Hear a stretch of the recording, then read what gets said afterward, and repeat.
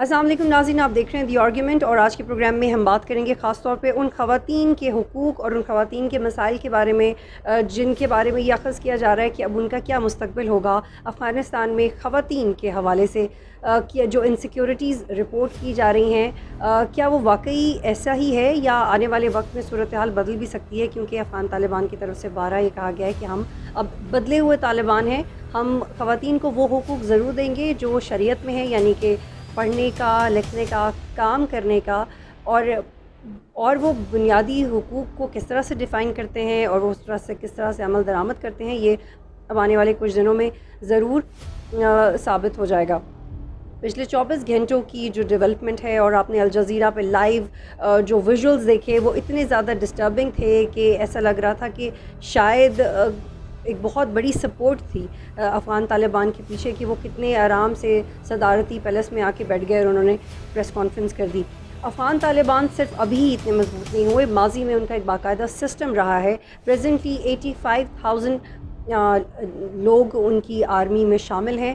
طالبان کا ایک باقاعدہ سسٹم ہے جس کو آپ پیرالل سسٹم کہہ سکتے ہیں، جو اسٹیٹ سے بالکل پیرالل چلتا ہے. ان کی اپنی عدالتیں ہیں، اپنی ایجوکیشن ہے، اپنی ٹریننگ ہے، اور بڑی کچھ انٹرسٹنگ فیکٹس میں آپ کے ساتھ شیئر کروں گی افغان طالبان کے حوالے سے، کہ ان کے پاس پیسے کی بالکل بھی آپ کو کمی نظر نہیں آئے گی. اور interestingly the sources are known to, کہ پیسے آ کہاں سے رہے ہیں، جس میں سے کچھ الیجڈ سورسز بھی ہیں.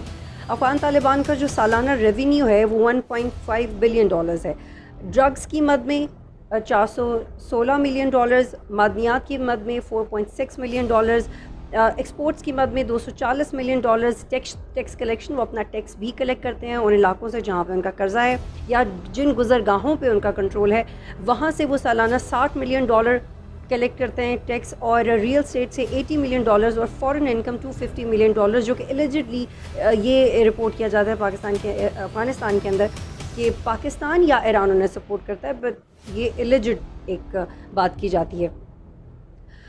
اس تمام طاقت کے ساتھ اور ایسی بہت سارے فیکٹس کے ساتھ جو کہ ان رپورٹڈ رہ گئے ہیں، کہ کیا انٹرنیشنل اسٹیبلشمنٹ کا رول تھا، کیا واقعی امریکہ کے ساتھ کوئی ڈیل تھی، کیا 2019 سے لے کے اب تک امریکہ بڑا سلائٹلی کنوے کر رہا تھا افغان طالبان کو کہ ایونچولی یہ جگہ ان کی ہوگی، لیکن ہمیں ایک سیف پیسج چاہیے، جو کہ ہم نے دیکھا بھی.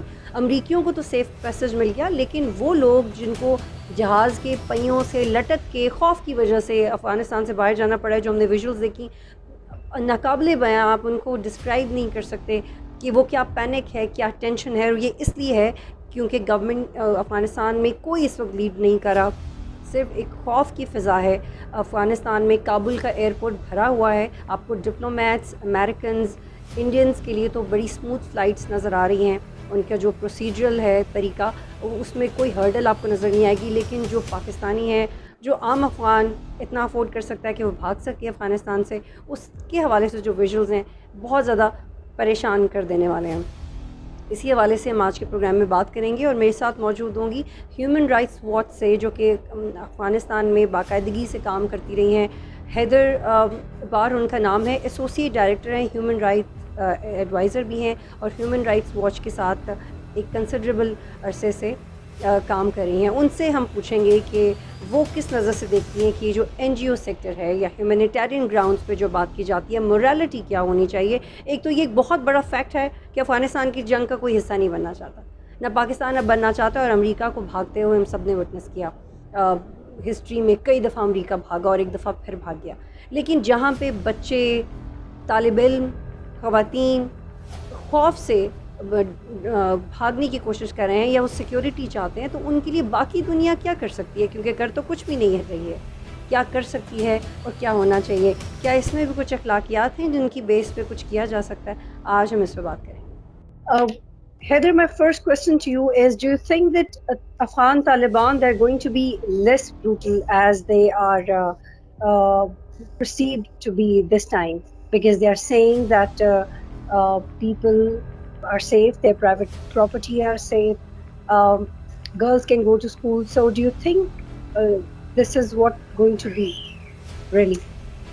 I think it's too soon to know. I think that we have some hints because we've seen how they've been ruling in the areas that they've taken over in the last years, and particularly in the last weeks.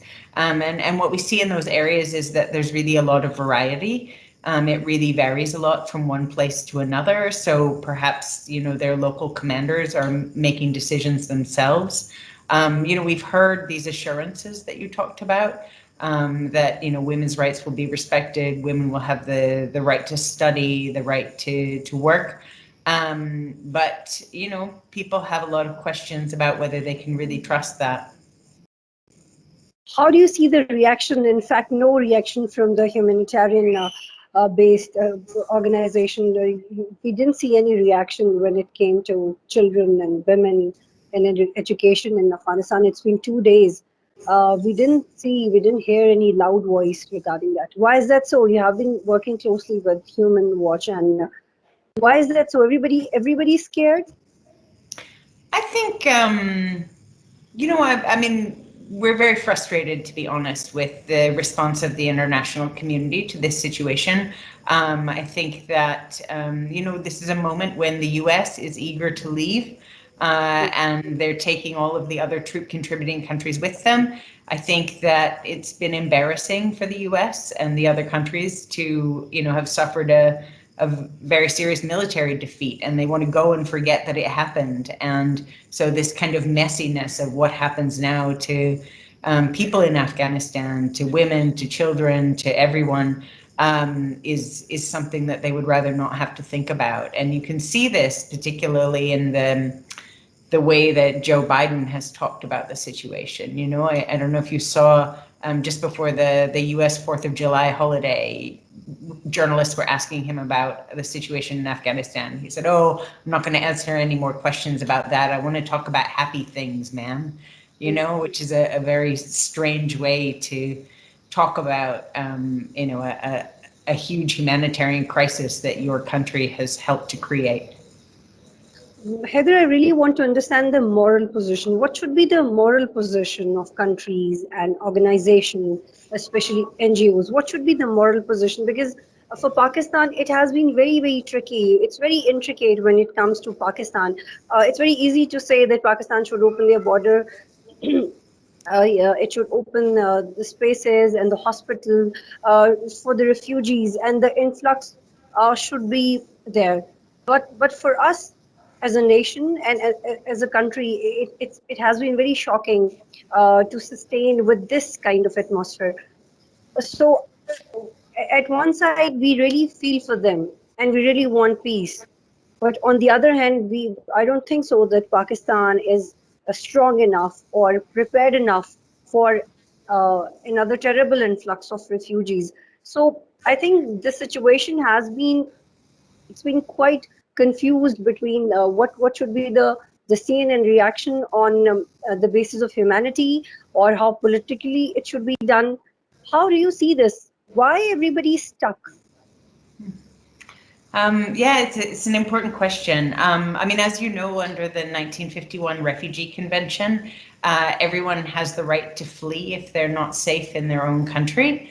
But we know that for decades now, most of the people who have fled Afghanistan have stayed in this region, and they've been hosted mostly in Pakistan and secondly in Iran.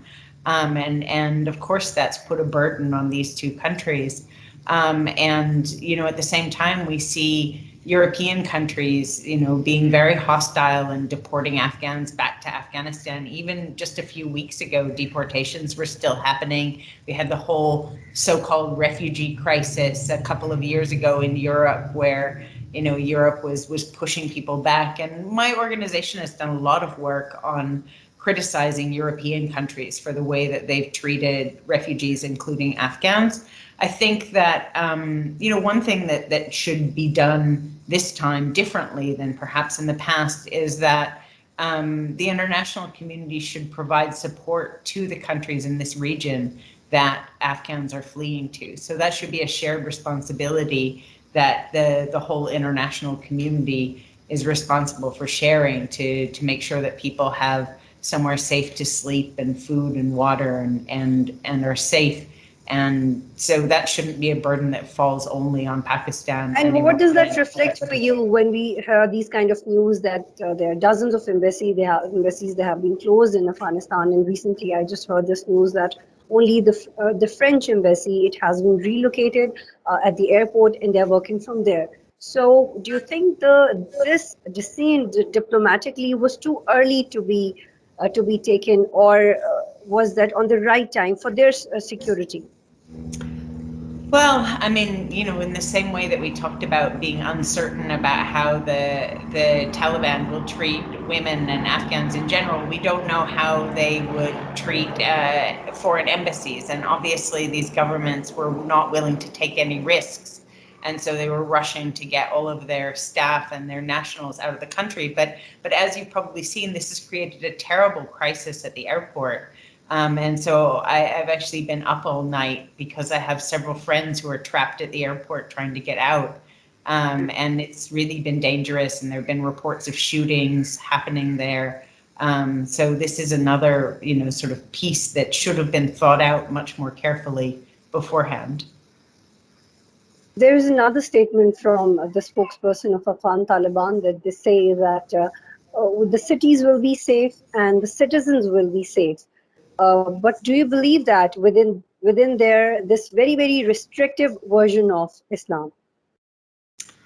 I mean, it's not only about the Taliban's view of Islam, it's also about, ethnic conflict and other issues that have happened in the past. And so I think that, it's good that the Taliban are saying these things, but, people are judging them based on their history. And so they're not necessarily able to trust those assurances.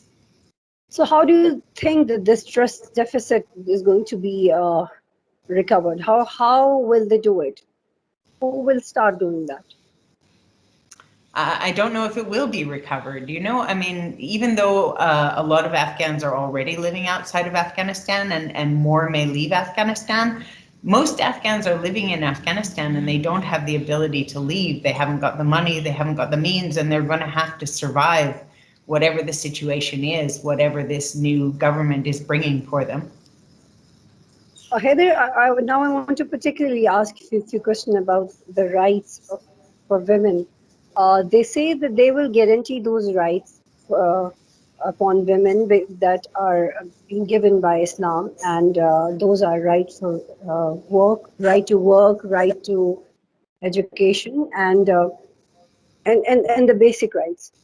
Do you think that it can be a new start for more understanding in future if they can, because today the girls in Kabul, they're going to school this very day, they are in school. So what do we learn from that? I hope that that's true. And there's an Afghan women's rights activist who was saying on Twitter, that we're not the same women that we were 20 years ago, and they're not the same Taliban that they were 20 years ago. And so maybe there will be more of an understanding, more of a middle ground, and maybe it will be a new beginning in the way that you say. I certainly hope so. I'm asking this question on the basis of these political developments because we are hearing just a few minutes back that maybe China is going to recognize. Ankara is already thinking about its interest in Afghanistan. If countries, anyhow, they start to recognize, I think it will put some moral pressure on Afghan Taliban to revisit their policies for women and in general. I mean, I think you could see it either way. You could see that, if they're recognized by more countries, then it puts more pressure on them. Or you could say that, if they're recognized, then it takes the pressure off of them. I don't know. I don't know how they would experience that. Maybe I think maybe we should understand the definition of why. For that, we do have to understand the definition of morality for them. How do you see? How do they see the morality? Heather, I want to know that you have been working there closely. Um, how do you see this image of working journalists there? Because I spoke to few people there, and They say that we are conveyed that we won't attack you. You can continue your work, but we know we have pointed out those TV channels and newspapers who have been working for CIA according to them. So how dangerous is it for the journalist community? Because there, even in journalist communities, there are groups. Some are inclined, or maybe some have very cordial relationship with them, and some are running away for their lives. So we know that there have been a lot of killings of journalists in the last year or two in Afghanistan. But one of the problems in Afghanistan has been that there's been no real credible investigation of these types of crimes. So for most of these killings, we don't know who has killed the journalist and what the reason was. So we don't know if it was the Taliban or some other group or maybe some other reason, some kind of personal conflict, etc.